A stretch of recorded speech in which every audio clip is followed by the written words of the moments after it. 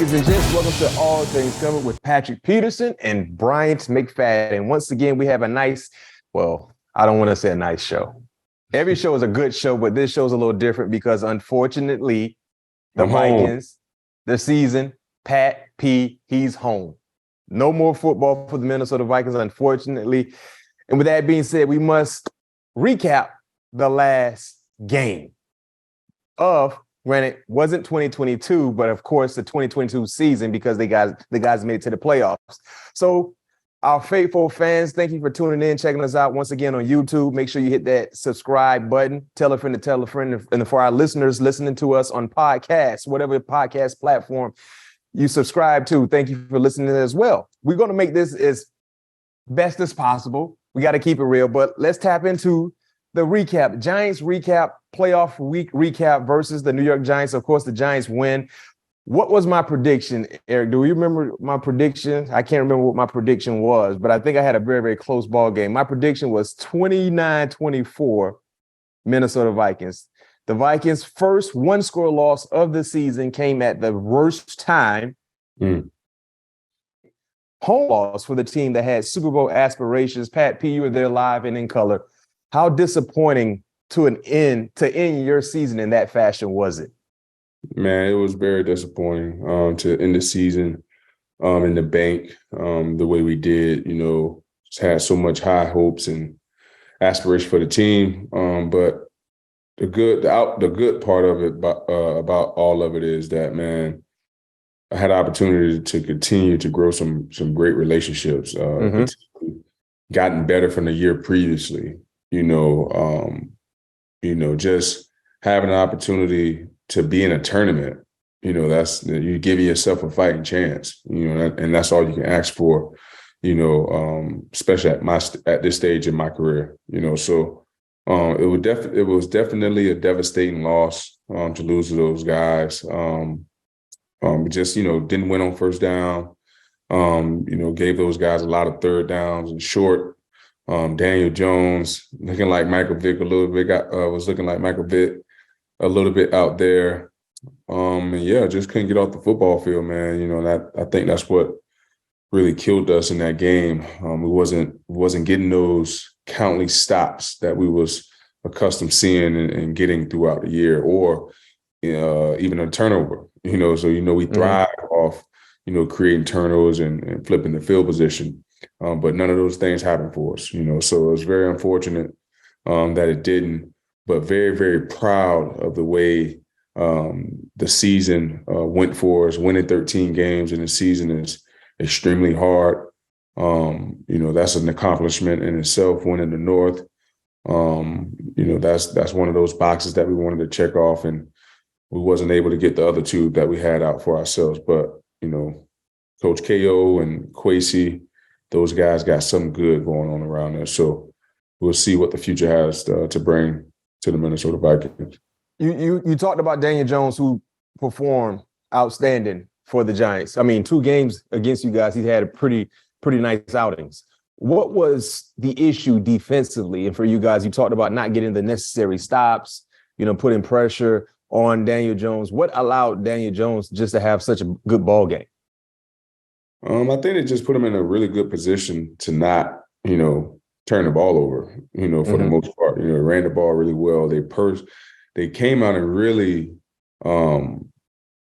wanted to get into that 21P personnel, which is a 21 pony. So they had 2 running backs in the game, Saquon and Rita.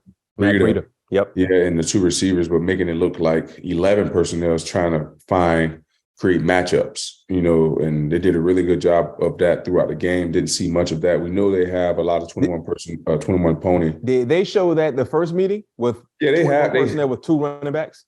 Yeah, they have it in their system, in their scheme, but they came out and really wanted to, specialize in that specific personnel, and that they did. They did a good job of knowing what we was in certain defenses, looking for those mismatches across the board, trying to get their fast guys in space. So they had a really, really good game plan to not mess it up. You know, their defense is always pretty good. They're going to play aggressive. They're going to get after the quarterback. It's just, for the most part, you know, just looking at the way they play and the brand that they bring to the stadium is, you know, we're going to play smash mouth football and mistake-free offense. I'm sorry, smash mouth defense and mistake-free offense, and just try to find a way to get a dub at the end of the game. And talking about the brand, Daniel Jones has really represented their brand mightily this season. And it was a play. I thought he was going to get you. I thought he was going to get, I was watching. I was like, hold on. People don't understand. Number one, Daniel Jones is a big guy. Number two, he's not just big, he's strong. Man, take us through that play when it seemed like he had you with that stiff arm and you found a way to get him down to the ground. Yeah, you know, when you're hitting a quarterback, it's always funny, man, because you never know if they're going to slide. You know, he's one of those guys that's Pat P. Hold on, Pat. Before you get, that's the thing that I wish they even out, make it fair. Because as a defender, you already know it's the thin line between making an honest tackle or the referee's considering you to be a little too aggressive. Right. Then it's a thin line it's a judgment call on, is this guy going to take a slide or is he going to try to come at me? So as most defenders, I would assume when you see a quarterback running, even if it's an athletic guy, when they're getting close to you, you're kind of starting to take your foot off the gas a little bit. Yeah. Because you don't want the extra 15-yarder. But yeah, carry on. Yeah, so I initially thought he was going to slide. So I was like, all right, let me brace down a little bit. Just in case he slide, I can, you know, just jump over him. But then when I saw him kind of like tuck the ball, then that's when I had to kind of gear up myself. Oh, now he's trying to run the football now, you know. So then I saw him putting out the stiff arm. You know, the quarterback, you still can't really tackle them high because they're still protected. You know, so I saw him bringing out the stiff arm, and I knew he's not like a running back that's going to like get it out there and pop it. You know, he just left it out there hanging. So I saw that, and I let him get, connected to me because I know he was trying to avoid me and stiff me. So as soon as he got connected to my shoulder pad, that's just when I grabbed the top of his arm or the top of his shoulder pad and drug him down to the ground. But, you know, trying to tackle a quarterback is always a catch 50-50, man, because you never know what they're going to do, because you've seen times where Daniel Jones slid, and you've seen times where he ran out of bounds. You've seen times where he's trying to deliver a blow. You know, no question. You just never know when the quarterback is running out of the pocket. Pat P, are there any plays you wish personally you could have back from Sunday, or just in totality with the defense? When you think about the ball game, are there any plays where you wish we can get a do-over on that because the outcome would have been different? Maybe that possession would have been different.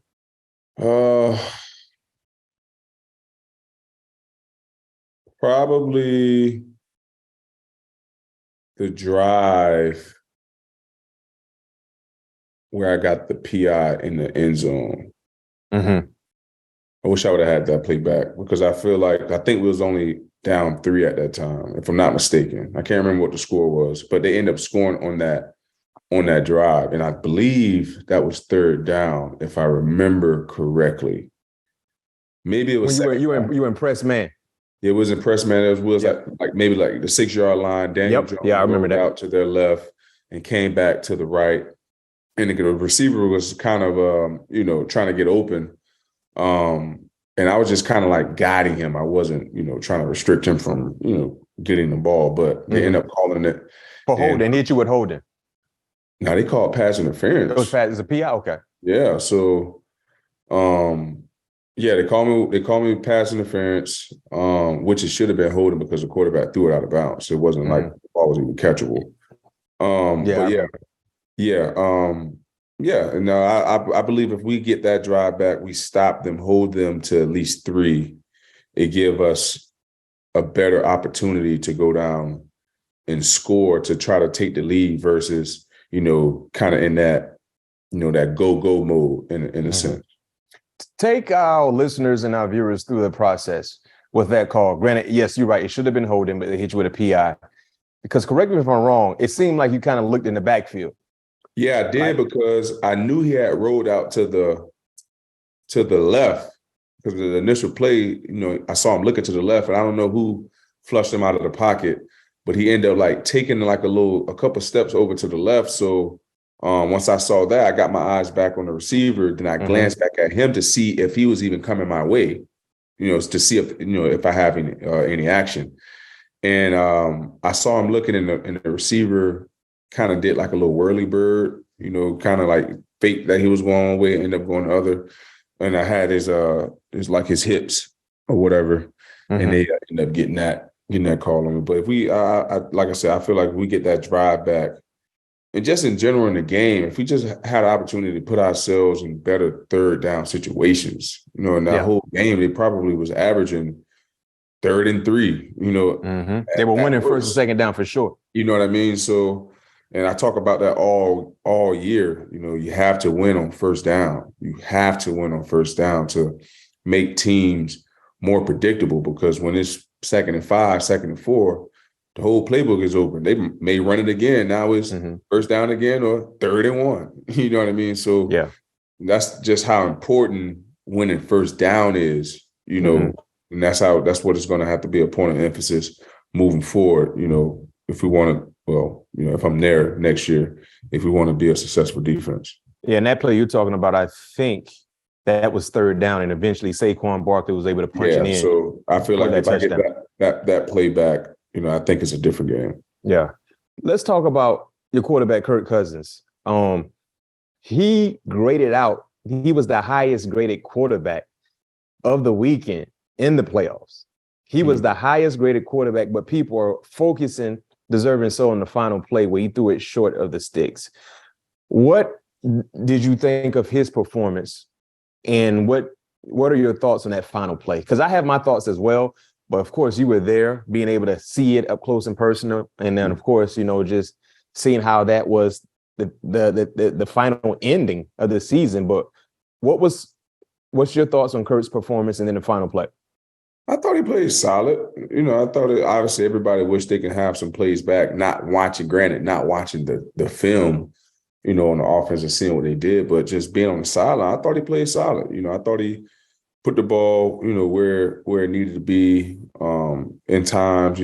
Obviously, like I said, we all wish we could have a couple plays back, but that goes with the game. You know what I mean? So, and going to that final play, when I saw it, the only thing I could think of, I was like, he must have didn't know how what down it was. I haven't heard his explanation about it as of yet. But on the sideline, I was like, it just took me back, because I was just shocked that we threw the ball 3 yards and we needed 8. So I really don't know what went into that. How that decision came about, him throwing the ball, that short. But as far as his overall performance in that game, I thought he played solid. I thought he was one of the top tier quarterbacks all year long. But yeah, man, he's a guy that you can win with for sure. As a team, we have to do, a better job of continuing to pick each other up, when we need to. So here are my thoughts on this play, and I love the chat it up with you. And for our listeners and our viewers, if you got any comments about this final play, because yes, he's been criticized. What I saw, number one, let's talk about Dexter Lawrence. Yeah, he was unblockable. It was some pressure too. He was unblockable the whole game. And it wasn't like he was trying to hide and seek. No, he was running straight down the teeth of the interior offensive lineman. And that bull rush was unstoppable.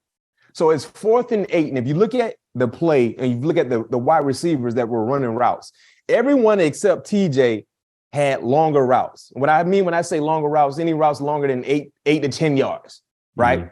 So when Kirk got the ball and was getting ready to go through his drops, Dexter Lawrence was already collapsing the pocket himself. I mean, he was coming straight. He had a beeline, I think, on, was it Bradbury or whoever it was? They didn't stand a chance. So if you're Kirk Cousins, you're like, oh, shoot, I definitely can't get sacked. Right. But I don't have enough time to go through my progressions for the guys who are running deeper routes. I got to get it out of my hand. Now, granted, if hindsight is 2020, all of us would be in a better situation. But when it happens, and Pat, you know how fast it happened on the football field. what people see from watching it via television Totally different. is not the same when you're out there. It happens faster. Right. And then people get a chance to see the instant replay, and then they have an opportunity to say, oh, he should have did this, or he should have did that. I'm going to tell you what I did one time when I was playing for the Pittsburgh Steelers. I wanted to understand, number one, outside of what I already knew by playing the game, why the quarterback position is considered the toughest position on a football field, and why they get paid so much money. So one time during a week of preparation, Pat, you know how it is. When the defense are going through the scout team offense, our offense is usually sitting and they going over adjustments on the side, or they're running conditioning drills, whatever, right? So when our offense was getting ready to go against our scout defense, I wanted to look at the viewpoint behind Big Ben.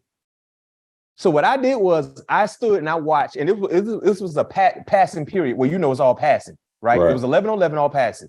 Yep. Man, I sit there and I stood behind Big Ben. I was probably like 10 yards away from the offense because, of course, the guys are rushing, so I didn't want to be in the way. Clearly couldn't be in the way of his drops. But I was watching from the back of the quarterback. Yeah. It's different. Ooh, boy, that's heat.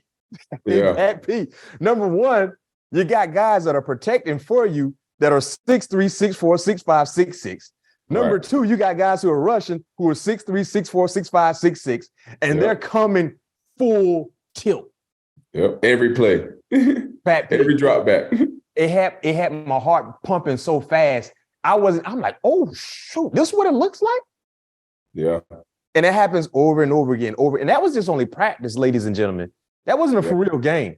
That's not even live action. Pat, when it's live, it is super intense. But that was just practice. So I had a newfound respect on quarterbacks and what they go through in regards to just being in the pocket, standing up, standing firm, and having to always look down the barrel of a gun, basically with the pressure coming down. Pretty much.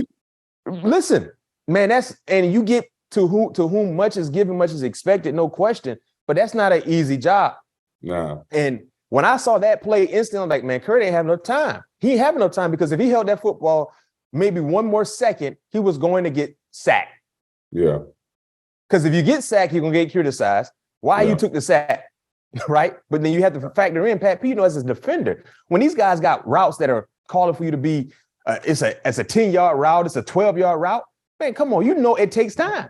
Yeah, it's going to take time. Yeah, like I said, I didn't see the film. I didn't even watch the instant replay. I just saw the play, haven't looked at TV since. Man, listen, Dexter Lawrence was a grown man the whole time. Some of the passes that Kurt was able to complete, he was doing so with somebody down his throat, basically. Right. And for him to grade out as high as he graded out, that's amazing because, like I said, pressure was coming. If it wasn't Kayvon Thibodeau, it was freaking Dexter Lawrence. It was Leonard Williams. Leonard Williams and Dexter Lawrence alone just kind of wrecked shop on the offensive game plan for you guys. And speaking of that, Justin Jefferson, started off the game 4 catches, and after that, only 3 the rest of the game. During the first drive, he had 4 catches. What in regards to the support around Justin Jefferson moving forward, what needs to be done for him to continue to, number one, not Justin develop, but we know who he is as a player, but for this offense to be able to be striking, be a competitive offense, even when Justin is not involved in the game plan because of the attention he's receiving. Just have to continue finding ways getting guys involved, especially when you have, the type of running back that you have and the cast of players that you have. You just have to, find better ways in utilizing those guys to be able to open the door that much more for everybody else, because when you have a good running game, that opens up the play action. We all know Kirk is one of the best play action quarterbacks in the game, boot quarterbacks in the game. I think when you do that, now you can get Justin off. Once Justin is making his plays, making his hay, and now you got TJ, doing his thing. So TJ's been a big time addition. Yeah, and I know it's tough, and Kyle, and it's a great problem to have when you have so many weapons. But then again, you have to do a great job of making sure that you not only keeping everybody happy, but keeping defenses honest. When you show up to the football stadium on Sundays. So I know Coach Kevin is going to do his due diligence into this season and seeing how he can be better. as a coach, as a play caller. And I can't wait to see what is going to happen because, I've just been around him for, this season, knowing his drive, knowing, what he want, out of himself and his players. The sky's the limit for him. I know that 2015 team with Arizona was something that, was memorable based on the success. But in your career, when you look at everything you guys accomplished, winning the division, having a home playoff game, the overall record that you guys were able to finish with, do you feel like this is one of the best teams you've been on thus far? Yeah, no doubt about it. Definitely one of the better teams I've been on, despite the success. But just the cast of players, that we had on every level, that was able to compete and be a top tier player, at their position, so have an opportunity to have that in Arizona, we went pretty deep into the playoffs, having that here in Minnesota, we had the opportunity to go to the playoffs, so yep. This is definitely one of the better teams I've been on, but that Arizona team, that's a hard one to beat, man. I just wish, I wish we can go back and give my man Carson my ligament out of my index finger so he can be able to throw the ball as good as he needed to. No doubt. Well, you got to take a quick time out, but when we come back, a quick season in review in regards to the Minnesota Vikings. And of course, let's start talking about the future for our very own P2. What's next? Stay tuned and find out.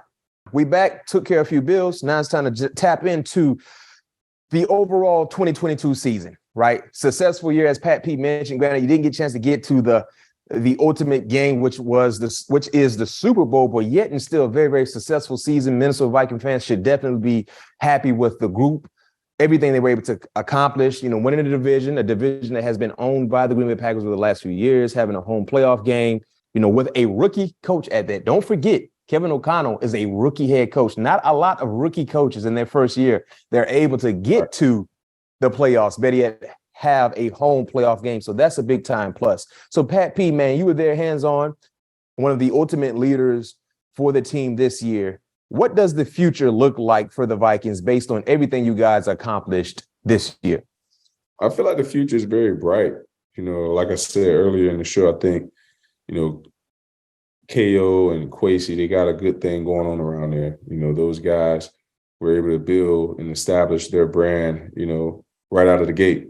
Now they set the standard for themselves, so, I know those guys are ultimate competitors and they're not going to stop until they reach, that ultimate team goal. Coach Kevin had an opportunity to go through that with the Rams, and he wanted to be able to share that, with the organization that, never had an opportunity to hoist a Lombardi trophy, so those guys have the Wolf family have the right guys in charge running that team to try to fulfill that dream that all the Minnesota Viking fans and Skull Nation have for that team. What areas of improvement do you think the team will look to address during the offseason? I know they will try to get some corners. I know they're going to want some depth.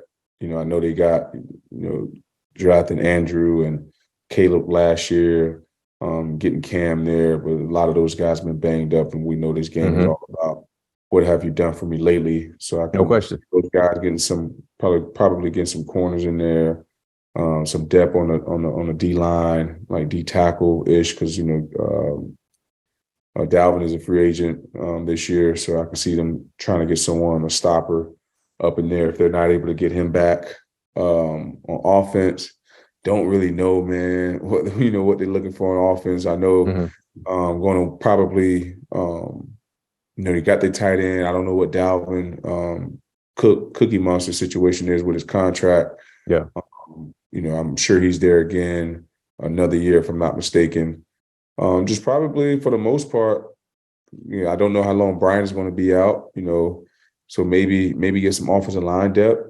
For the most part, I know you're going to need a center, maybe a receiver on the outside that can, try to help take some of that stress off of JJ and help that offense, be able to, flow, have the ball flowing in all different directions. Yeah, I can see those things happening. And I know, like I said, KO, he knows, the things that, he want his team to be improved in coming into the next year. And I don't see them guys not getting whatever they may need to be a successful ball club.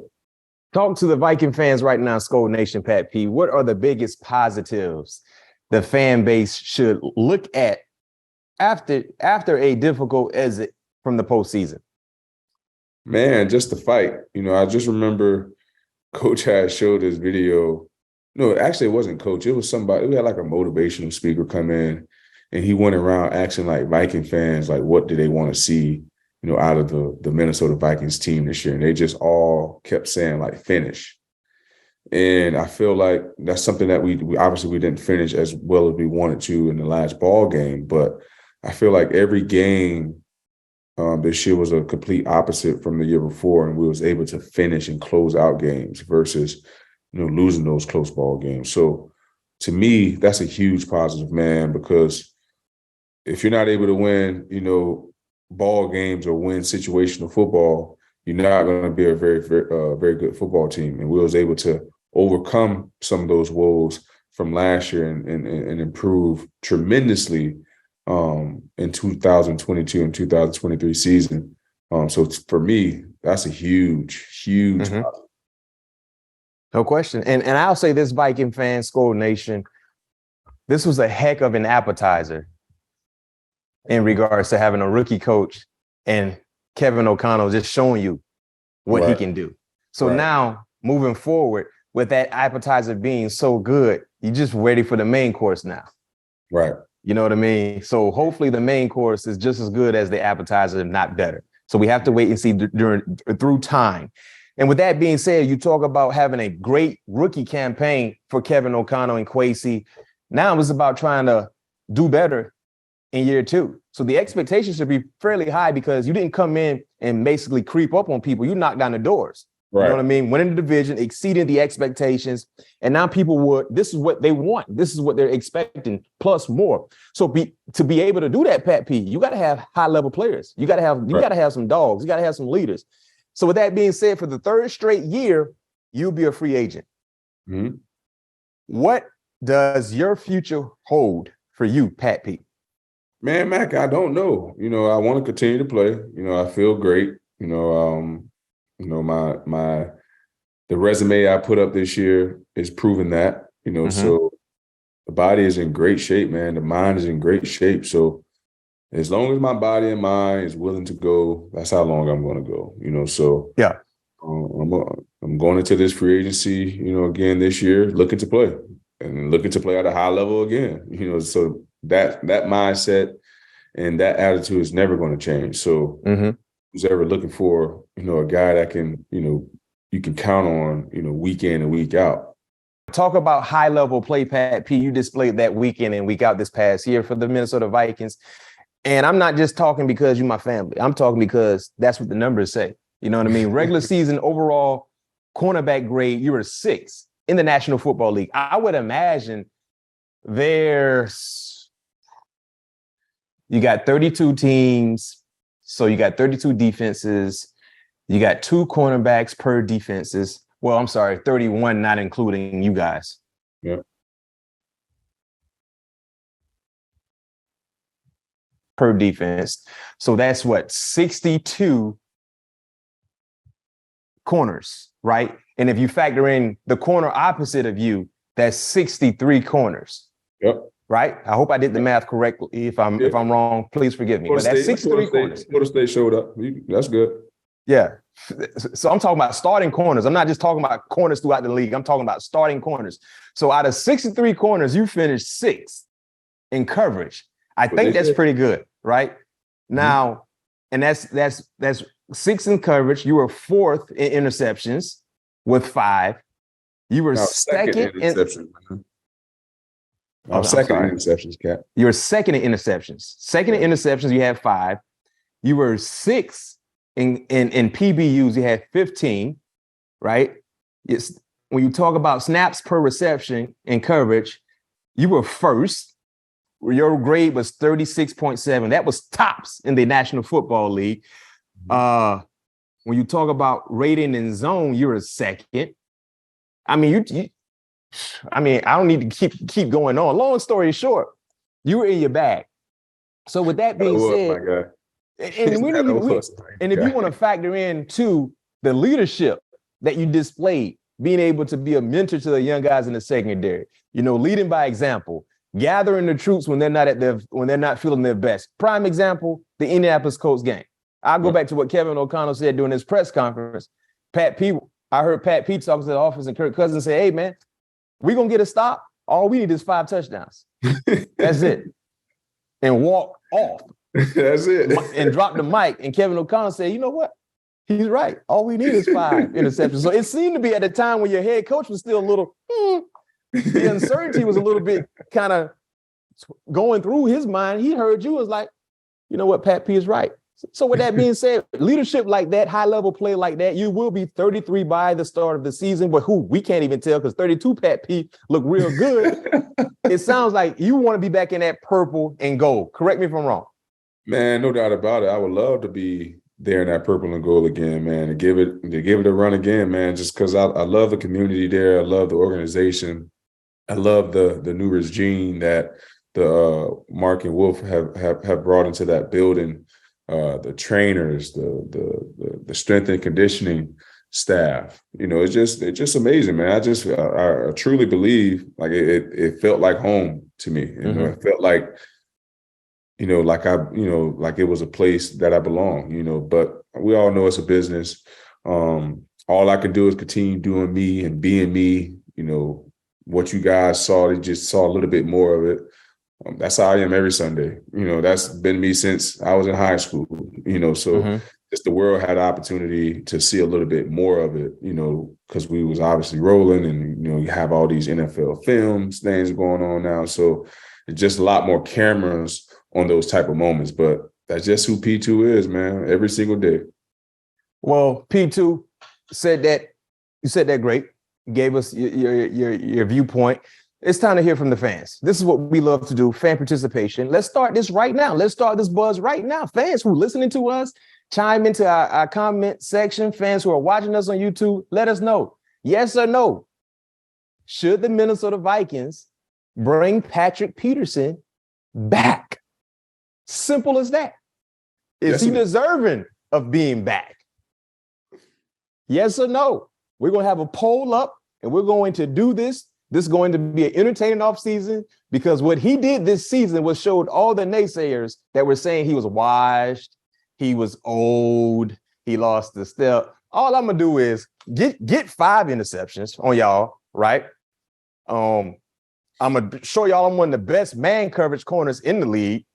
I'm gonna show you I'm one of the best overall corners in the league. Still. And when you say overall corner, that's not just about being a guy who can cover. It's about tackling. It's about being where you're supposed to be. The numbers said you was one of the best to do it. And I just gave y'all the numbers out of 63 starting corners. Your overall grade was the 6th best guy. The 6th best guy. And you talk about that's 32-year-old Pat who's running with some guys who like Sauce, who's probably 21, Jair, who's probably 24, guys who are in their 20s. You still showcase, man, listen, I'm still in here. I'm still here now. I'm still here. You know what I mean? So they call you LeBron in the locker room, right? I mean, that's what they call you, LeBron. And we see LeBron ain't slowing down no time soon. So Pat P ain't slowing down no time soon. So with that being said, Pat P, viewers, our fans, should the Vikings bring Pat P back for one more run? Because he want to chase that ring. Because that's what you want, right, Pat P? You want to chase the ring with the Vikings, or regardless, you want to try to go get that ring when it's all said and done. No doubt about it. I need that ring, Mac. I need it. Man. And another cool nugget, out of 120 total corners graded, 67 qualified for the list. So it was 67 who qualified for the list because as you know, Pat P, there are a lot of teams, their base set is with nickel, based on some of the offenses. So you got a lot of nickel corners who are involved. So my count was basically in regular formation. We only got 2 guys out there. But out of 120 8 total corners, 67 qualified, and you were the 6th best. That's a nice percentile. I know when we first started this show, man, years back, you said your goal was to play around 15 years. Is that still the goal for you? Yeah, that's still the goal for me. Like I said, I'm gonna continue putting the body in the best position possible going into the season. And, like I said earlier, man, once that body and my mind is not willing to go through that grind, that's when it's a wrap for me, because I feel like that's when I lost the love for the game. When I'm not willing to put the hard work into, the finishing product on what you want to see on Sunday. So 15 is still my goal. I got 3 more seasons. Let's see where the good Lord takes me, man. Man, now with the Vikings officially out of it, who was your Super Bowl pick? My last year dark horse made it there. They ain't win it, but they made it. Who was your last year dark horse? Joe Burrow. Oh yeah, you was. Yeah, you was. I remember you was riding with them all playoffs long. I'm going back with Joe. Oh, you going back with the LSU boy? Yeah. Okay. So you picking them to win it or get there? Yeah, I'm picking them to get there. So who you picking to win it? So they'll represent the AFC. Yeah, so I'm gonna go. Man, I know everybody's waiting for my man out of San Fran to look like a rookie quarterback. Brock Purdy. It's gonna be hard to make him look like a rookie quarterback just because the scheme that they present week in and week out, just so much misdirection and just so much eye trickery, jet motions. I just think it's going to be hard to get him to play like a rookie. And I love their defense. I just love their defense. So I'm going to go 49ers, man. 49ers, Cincinnati 49ers to win it. All right. Last question for you before we let you go, Pat P. What will the offseason look like for you? Same as always, Matt. You're going to be moving around. You already know, man. Hey, go ahead before I chime in. Go ahead. Well, I'm gonna be a little bit everywhere, man. But hey, deserving so. You got a lot to celebrate, man. Yeah, you talk about, even though you didn't get to the pinnacle of pinnacles, but individually speaking. Yeah, so I'm gonna just be chilling, traveling, taking the girls to school, spending some time with the wife, just typical off season for the most part. And make sure you let the fans know, because you're a big time golfer. That's where your second love is outside of football. Waste management is coming up, right?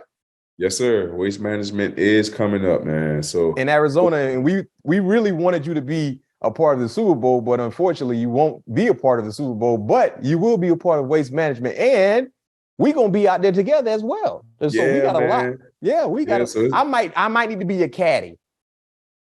I might be able to make that happen, man. I might, because if I'm your caddy, I can give your fans, our viewers, our listeners, an inside look at Pat P the golfer, because a lot of people don't know what kind of game you got out there. They just think you swinging, right? They don't really know what you got. Yeah, man. You're gonna have to carry that bag, man. So make sure them biceps and them traps are ready, Cat. What? Carry the bag. Gotta carry my bag, Caddy. You mean with all the golf clubs? Yeah, that's my bag. That's on the bag. How many holes y'all be playing? 18. So we be out there for like 5.5 hours, man. Ooh, Pat P. I can't do that. I can't sign up. I knew you couldn't. No, I drive a cart. I ain't no cart in the tournament. And I can be the narrator from the cart. Huh? Man, you gotta walk, man. They ain't have no carts when the golf game 1919, when golf first came around. They had push carts. Push? Yeah, push. I don't know about that. Push. You gonna be out there for 18 holes? Oh yeah, man. 18 holes, Jack. I don't know, Pat P. Oh man, I changed his mind. Yeah, I might. We have to figure something out. You talk 18 holes, man. And no, I don't know about that. We're gonna catch you at the end. That's what we're gonna do. Yeah, just meet me on 16, man. 16. We'll walk the last 3 together. No question. But Pat P, he's officially in his offseason. This should be a fun ride, and we definitely will give you guys in-depth looks about what's moving forward with Pat P. Clearly, he's not stepping away from the game. He wants to go at it one more time, put up outstanding numbers. It's going to be a fun offseason as he's moving around. we're going to be moving around as well. So we got a lot in store for you guys, not to mention tapping back in to our guest list. So we will be having big time guests coming soon, but bear with us as we continue to watch the rest of the playoffs pan out. Pat P is picking the San Francisco 49ers. I'll do this, Pat P. I like San Fran, but if San Fran plays Philly in the NFC Championship game, I think Philly is going to beat San Fran. So my two teams to get to the Super Bowl is Kansas City and Philly. I think San Fran gonna beat Hurts up, man. I really do. San Fran got to get through Dallas this week now. You heard what I said. All right. Well, so you like Dallas? No. I'm not betting nothing on Dallas. I just said they got to get through Dallas. I'm not betting anything. I ain't tapping into my Amazon account with you right now. Not yet. What'd you say? I'm not tapping into my Amazon account with you just yet. Not yet. We're going to tap in there, but I'm not betting. I just said they got to get through Dallas first. That's all. All right. That rookie quarterback, he hasn't looked like a rookie quarterback yet. He haven't. But you know it's going to surface at some point. It is. We shall see. We shall see. But hey, glad you made it through the season safe and sound. Now it's time to enjoy your off season, get back to the grind, and we're gonna be right there with you every step of the way because that's what we do. All things covered. We cover everything. Pat P, Brian McFadden. See you when we see you. Peace. Peace.